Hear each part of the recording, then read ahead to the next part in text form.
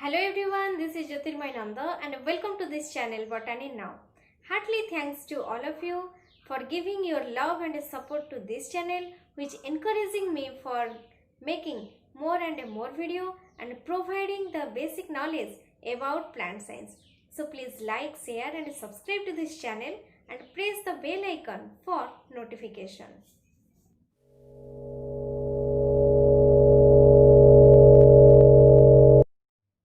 In this video, we'll discuss some one-line question related to sexual reproduction in flowering plant, whose answer is completed in just one word. Let us discuss all these questions related to sexual reproduction in flowering plants one by one.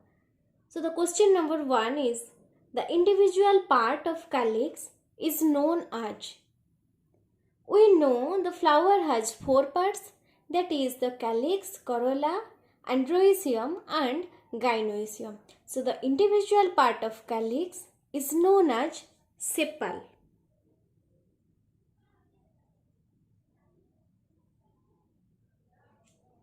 Then comes to question number 2. The individual part of corolla is known as petal.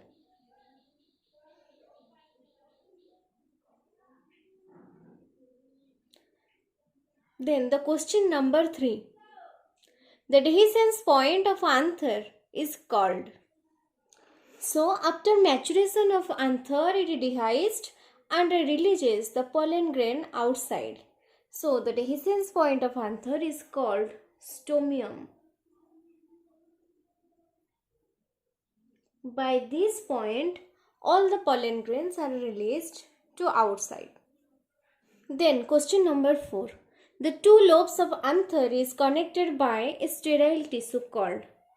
We know that anther has 2 lobes and each lobe contains 2 microsporangia. So these 2 lobes are connected by the tissue called connective.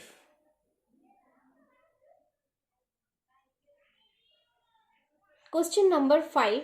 The ploidy status of microspore is. We know that the microspore is produced from microspore mother cell, and this microspore mother cell is diploid. So after one meiotic division, it produces 4 microspore.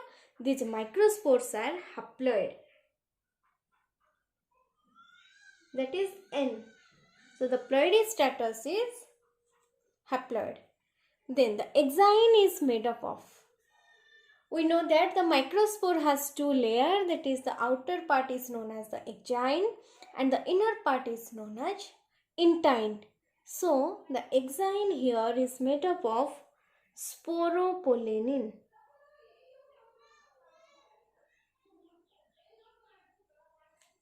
Then question number 7. Male gamete is produced from which cell? We know that the pollen grain is known as male gametophyte.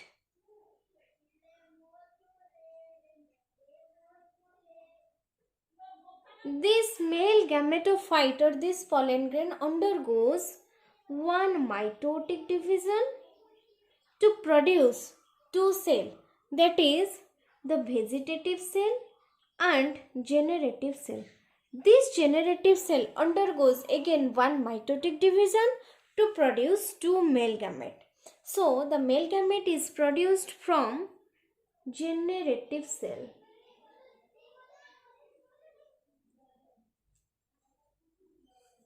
Then the tissue that connects the ovule with the ovary. We know that the female reproductive unit is known as gynoecium. The individual part of gynoecium is known as carpel or pistil. This carpel or pistil is differentiated into 3 parts, that is the stigma, style and ovary. Inside the ovary, ovule is present. So this ovule is connected with the ovary by a tissue known as placenta. So the answer is placenta. Then The stalk of the ovule is called. The ovule has two parts, that is the stalk part and the body part. So the stalk of the ovule is known as funicle. Then question number 10.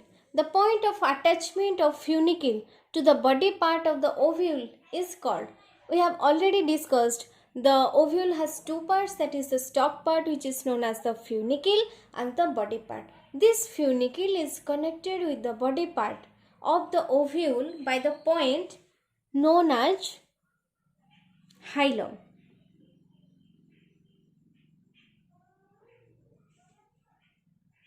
Then question number 11.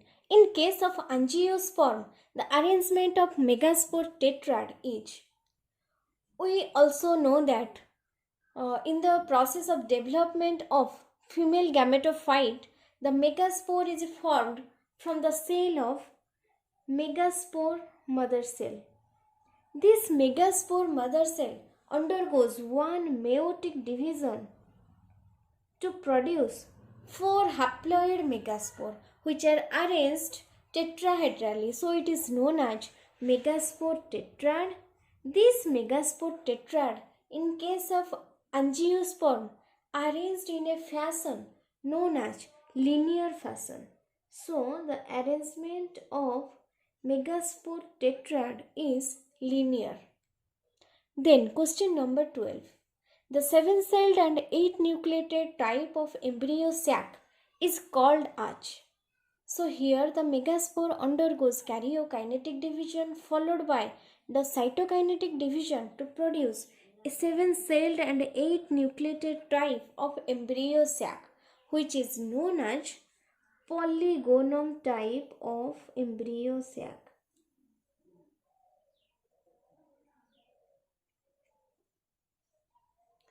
Then question number 13. The egg and synergids of the embryo sac constitute. So inside the embryo sac, the micropylar end constitute the cell like the egg cell and synergid cell. This egg and synergid cell constitute together the egg apparatus.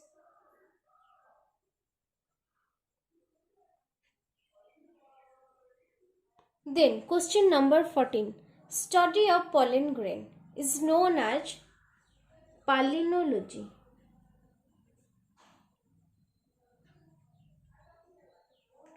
Then question number 15. Transfer of a pollen grain from anther to the stigma is known as. So when the anther matures, it releases the pollen grain, then the stigma mature. So now the pollen grain is transferred to the stigmatic surface of the female reproductive unit. So this transferring process is known as pollination. So the transfer of pollen grain from anther to the stigma is known as pollination. Then question number 16. Pollination by insects is known as. We know that the pollination process is also done by external agencies like the water, air, insects, birds, animals, snails, etc. So the pollination by insects is known as entomophily.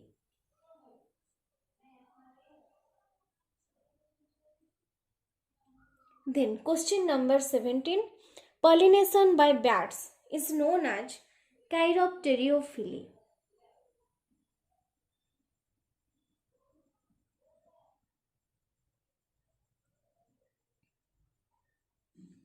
Then question number 18. The entry of pollen tube through the micropyle is known as. We also know that when stigma matures, it receives the compatible pollen grain, then the germination of the pollen grain takes place. After germination, the vegetative cell or the tube cell germinates to produce pollen tube, and this pollen tube grows through the style and enters into the ovule through different ends. The ovule has two ends, that is the microbial end and chalazal end. So when the pollen tube enter into the ovule through the micropyle, it is known as porogamy. Then question number 19. When pollen tube enter through integument, the ovule has two integument, that is the outer integument and inner integument. So when pollen tube enter through the integument, it is known as mesogamy.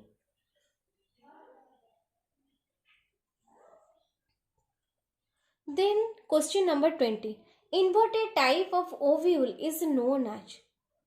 The angiospermic ovule is inverted and this type of ovule is called anatropous type of ovule.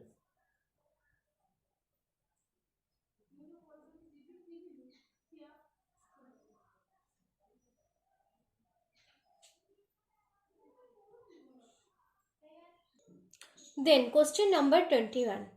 The diploid zygote is formed by the fusion of. So after pollination, from the generative cell, the male gamete is produced. This male gamete enter into the embryo sac through micropyle. So the male gamete is haploid and the egg cell which is present inside the embryo sac is also haploid. When the male gamete and egg cell is fused, it gives rise to zygote and this zygote is diploid. So the diploid zygote is formed by the fusion of male gamete and egg cell. Then question number 22.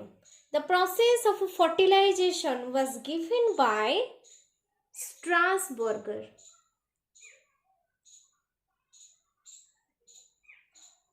Then question number 23. Double fertilization is the result of. So inside the embryo sac, the first male gamete fuse with the egg cell, which is known as fertilization. Then the second male gamete fuse with the secondary nucleus, which is known as triple fusion. So inside the embryo sac, fertilization occurs twice. So it is known as double fertilization. And the double fertilization is the result of the true fertilization and triple fusion. Then question number 24. Process of double fertilization was given by S.G. Novoschin. Then question number 25. Primary endosperm cell is formed by the fusion of. Inside the embryo sac, the second male gamete fuse with the secondary nucleus to form primary endosperm nucleus. This primary endosperm nucleus gives rise to primary endosperm cell. So it is formed by the fusion of this second male gamete and the secondary nucleus. Then question number 26. Zygote develops to produce.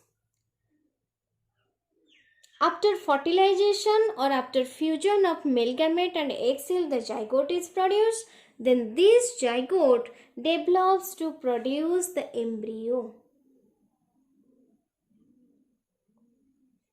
Then question number 27. The two integument of the ovule gives rise to.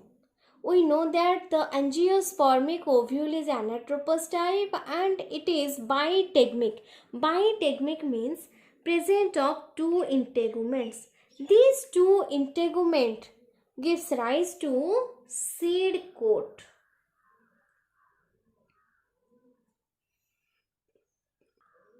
Then question number 28, the outer part of the seed is. The seed has two layers, that is the outer top part and the inner delicate part. So the outer part of the seed is known as testa and the inner part is soft and delicate. It is known as tegmen. Then question number 30, the structure that gives rise to fruit. So after the development of embryo and endosperm, the ovule gives rise to seed, the integument gives rise to seed coat, and the ovary gives rise to fruit. So the structure that gives rise to fruit is ovary. So these are the questions which recall the portion that we had studied in the previous video. Please take the screenshot of this slide.